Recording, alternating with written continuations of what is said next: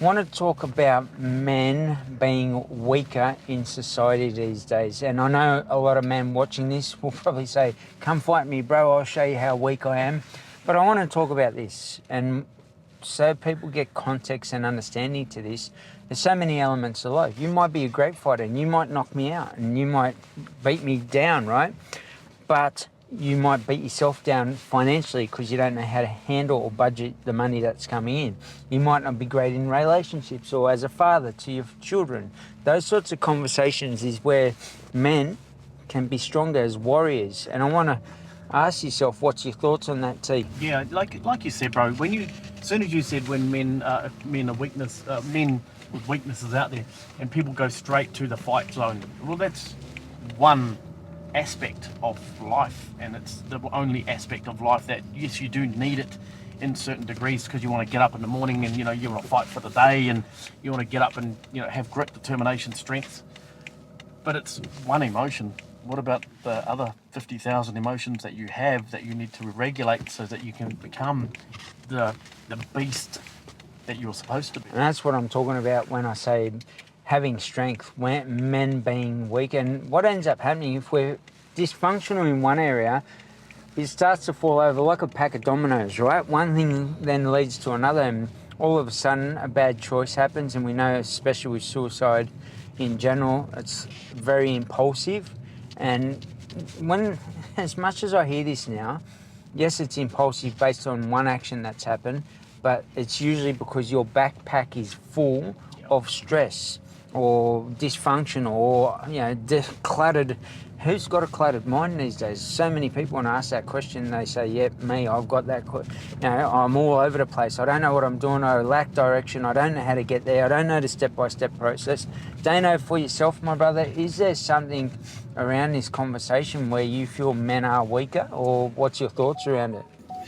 What come to me when you asked the question, Jeff, was it's a lot of men are weak with knowledge these days. Oh, that's powerful. The internet is such a great tool, though it can be such a destructive tool at the same time. So scrolling social media, you're going to see everything that's negative. So how can we change that? Scroll with intent. Put the people like yourself, myself, everyone else in there that are going to lift you up. So fill yourself with knowledge that gives you power.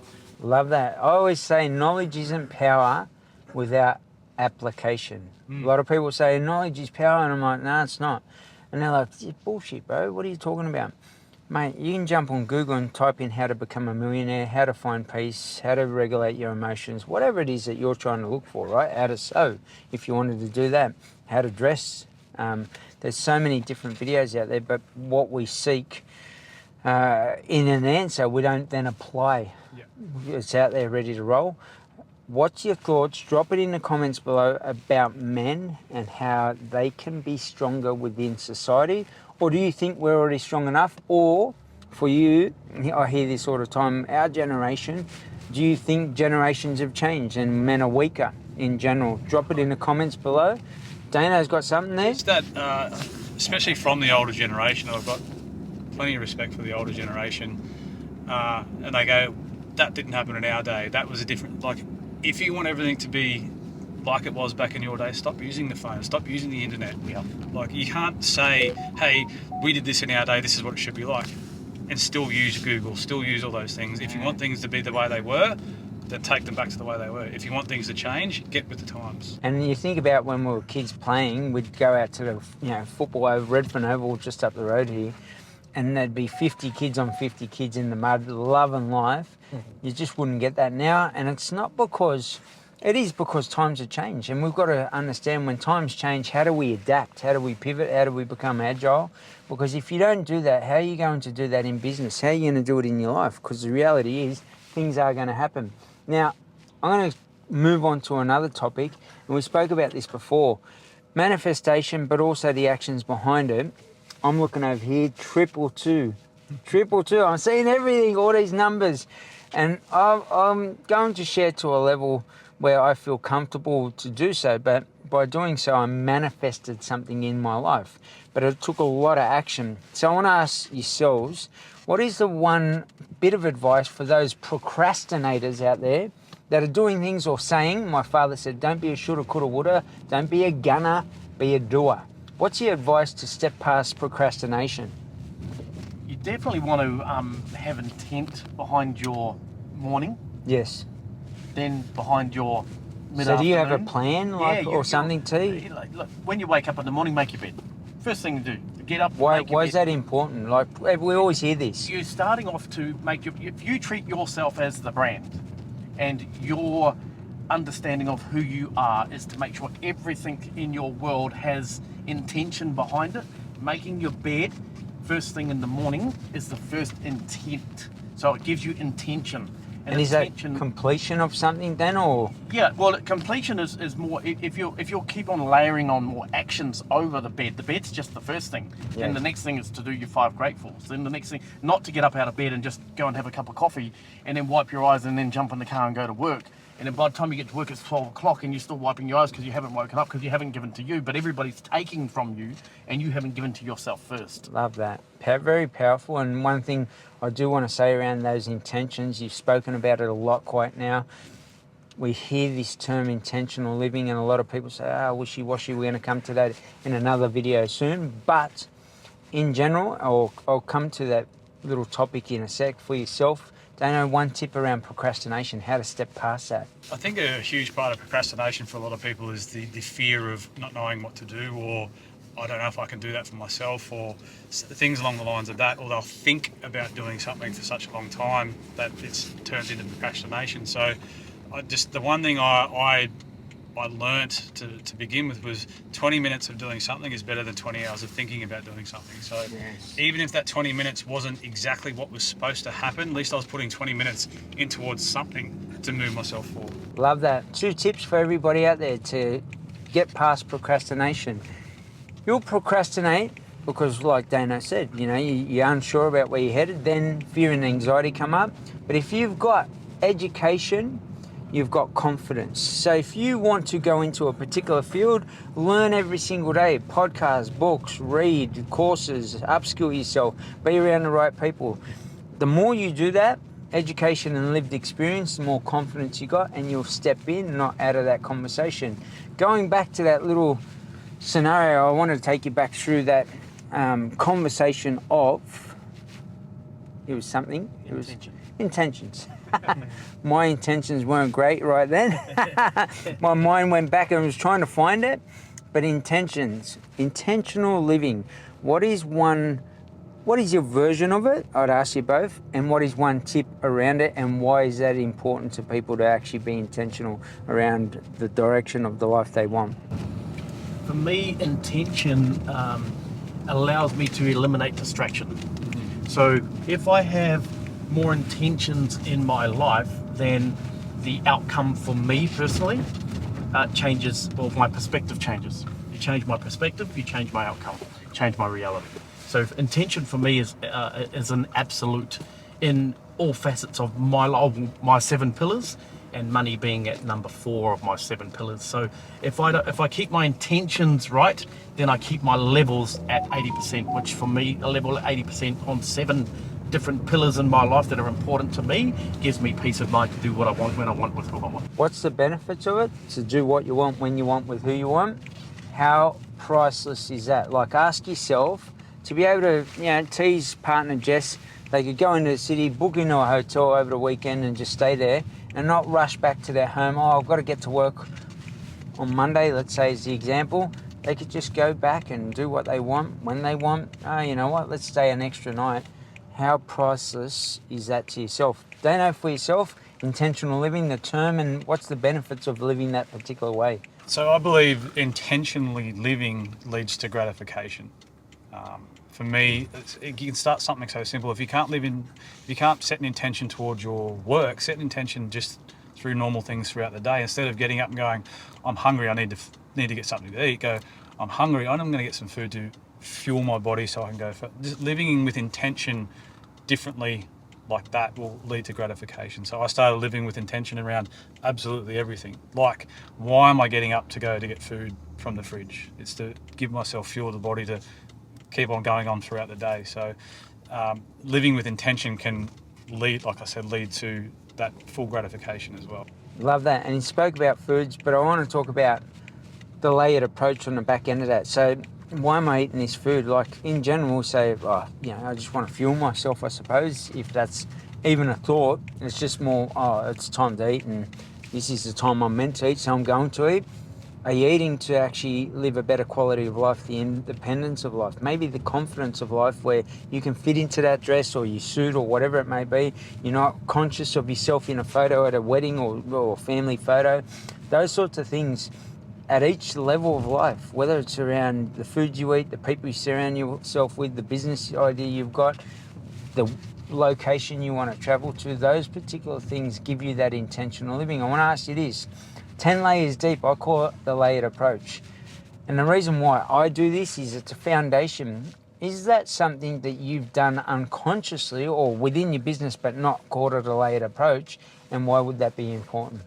In Primal Warrior as the example, T. Yeah, I mean, obviously, being in your program first, before we start a Primal Warrior, we do the 10 layered approach, which is the first time I'd labelled it that. But when we first met, we showed each other our phones and our notes, and we were pretty much 1,000 layers deep each, which is why we align so much on what we do and where we're going, right? And, Love that. The conversation keeps on I want to ask elevating from there. everybody really quickly, sorry to cut you off. Right. Could you exchange your notes with a person right there, right then, around your goals for 2024, let's say as an example, and be able to say, yeah, bro, here's mine, or yes, sister, here's mine, and just be that confident? Why is that important? And, you're going to feel good about yourself. You know where you're headed. We're going to a new location, new hotel, one of the brothers is staying there. We don't know where it is. I've got the GPS on. Turn on your GPS to life. You got more clarity, less stress. You're not frustrated, etc., etc. Sorry, my brother. No, I love that, bro. I love that. It's, people ring me and they ask me why I can't do something. And I say, well, what have you written down? 100%. What have you written down? How are you getting around? You're getting around on GPS. So you're talking to me. You're half focused over here, but you can still stay focused on the conversation because you know exactly where you're going and you're confident in the ability that this machine here is taking you to exactly the destination that's going to tell you how far you've got, 400 meters before you have to turn, and then it's going to tell you how long it's going to take you to get there. It's going to give you this is the shortcut, this is the long way, this is the tolls, this is not. You can now make an informed decision on which way you're going to take life. What would that be like in your life, and how priceless would that be to have peace of mind and inner peace when you head down the path and the direction of the life you truly want? Dano, for yourself, my brother? Yeah, I love that 10-layered approach. How you do one thing is how you do everything, right? So Powerful. It starts from the minute you get up, like we were speaking about before. If you're cutting corners in your personal life, you're going to be cutting corners in your work life as well, right? So Absolutely. if you aren't able to do the daily habits that are meant for you, how are you going to be able to do the habits that are meant for your work? Love that. Imagine, and I say this to everybody, what about meditation? You get up in the morning and a lot of people go, I'm going to meditate, which is great. Don't get me wrong, mindfulness, connection to yourself. But what is it then? So even then I sort of gave you a second one, connection to myself. Being able to hear my inner thoughts. Being able to pause and be patient with myself. Find those different facets, I suppose, and it ties in with gratitude, what you're grateful for in that experience and moment, and you'll start to see life differently. I want to chat about teeing off into life. I call it teeing off into life. When you tee off into life, that little T, T-double-E, time, energy and effort in any environment. So I've stepped into this environment with the brothers today and I'm sharing space, and I've learned so much off them just being in proximity to what is the biggest chunk of time that people give their time to, would be my question to you both. And how can we create a solution if it's not truly serving them? So most people say to me, and I'll ask you this, money isn't everything, brother. And my question to them is, well, what is money for? Is it about paying your bills? My question to you is around that. How can we shift the mindset where we think that life is just about paying our bills, or being set in a way where time, energy and effort is just about working and nothing else?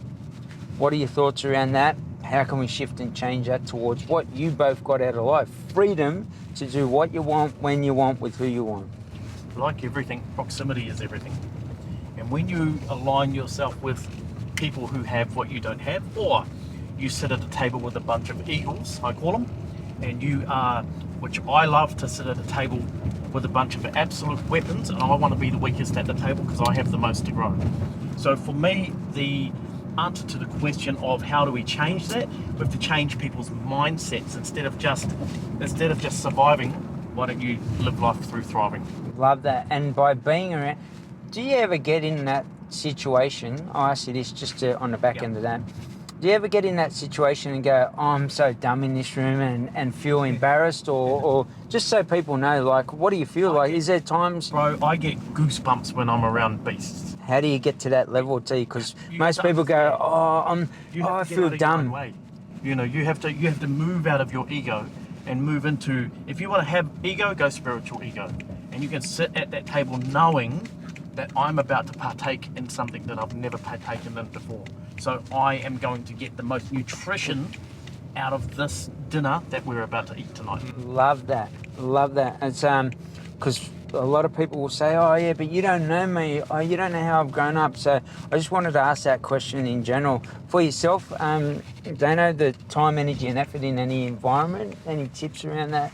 The money part is the freedom of choice that it can give you as well. Like what an energy exchange. A lot of people go to work to have money to pay bills. Why wouldn't you want to go to work or create a life and business for yourself to give you the freedom of choice? And that freedom of choice for yourself, what's that just allowed you to do with your family without worrying about time? What have you just come back from so people sort of get context as to the freedom we've created? Freedom we've created, look, we've created the last almost 3 years we've been travelling in our caravan around Australia. Wow, Like 3 years. 3 years. We've got a multi-seven-figure company that we've run all from a caravan. So for people that actually talk to me about, I can't create this, I will call bullshit on that every single day because what we've done, the stuff we've recorded, it's all been from a caravan. Love that. Is going into that side of things, business-wise, someone's got a business idea stuck in their head right now, but they don't have the belief, they're not around the right people, proximity you spoke about, T. What would be the advice around this to those people to action that? Like, what would be the first step? Oh, you know, I've got this business idea, but everyone I'm around tells me it's not valid. And what would be your tip around that? Again, proximity. Find your tribe. And so these people that are telling them that they can't, maybe it's even their own parents. Yeah, absolutely. And parents will tell you that if they've never had a business before, right? It happens all the time because they're only portraying what they know. But at the end of the day, there's also people out there, there's hundreds of thousands of people out there that do. And so your vibe will attract your tribe. Love that. Put people in your corner that fucking want to see you win. Like, why do you want someone in your life or people, being parents, siblings or anything, that don't believe you can succeed? Tell you don't try something? Because for me, I grew up playing football, had so many close mates. When I started to talk about what I wanted to do, again, this is them projecting their fears onto me, I didn't want that in my life. So I cut that from it. Cutting cords, changing tables. Even I had to go sit at a table by myself for a while until I started attracting the people that I wanted to be around, like yourself, Jeff, like yourself, T. It's just cut the fucking people out of your life that serve no purpose to you, that will doubt you, that don't back you. Even if it doesn't work, it doesn't succeed, they're still there in your corner anyway. I love that. And that's something I've done. And it means that you've got to cut out. For me, I wouldn't say I cut them out, but I minimise the amount of time that I spend with people that just aren't on the same alignment as myself. And it doesn't mean I'm better than them. It just means that I don't want what they want. And that's okay as well. You got to understand, some people like R&B music, the next person might like classical music, right? You jump in the car together, there's going to be a problem. So jumping in the car with the right person, with the right music, right energy, right frequency, will put you in the right space for you to elevate your life. And that's how you'll meet people that you never thought you'd meet. And those people will push you into a position you never thought was possible. The men have shared that with yourself about their lives. I'm doing it, they're doing it. Have a look at their social media. Have a look if the alignment of what we say is what's actually on our social media. You'll see that in a heartbeat. I'm going to finish up and just ask this last question. It's very controversial. What are your thoughts about where society's headed towards pushing agendas around particular things? And it could be anything and everything, from the last couple of years of being locked down through to, society and men or females choosing to be the opposite sex or whatever it may be. What are your thoughts around it all? Very controversial, but from a leadership perspective, what is it about that perspective for everybody to take away today? Is it, for me, it's about, look, if you choose to do that, that's cool. You can do whatever you want to do and choose whatever you want to do within your life. Just don't push it on me or somebody else within that space. If someone wants to step in that space, support them as best you can, but putting an agenda forward, to me, is always one that, you know, we get to choose in this apparently free world. Drop a comment below if you disagree with me. Let me know. I'd love to know. But in general, what is it that we could do and be better from moving forward, where agendas are one that we can actually choose, not pushed upon. Like you said, bro, you do you, you know. But if you don't understand who you are, you're going to get swept up in that world and you're going to be taken on that ride. Love that. For yourself, Dano, just to finish us off for today, brother. Listen less, do more. And just because I mean, this could be a huge rabbit hole for us if we really wanted to go down. Yes. We don't need to always agree with authority. Love that. And you get to choose your life, respect that life. I always say, if someone else has got an agenda or a purpose, that's their business. It's not mine. Enjoy your day, people. We're about the exit. Big love.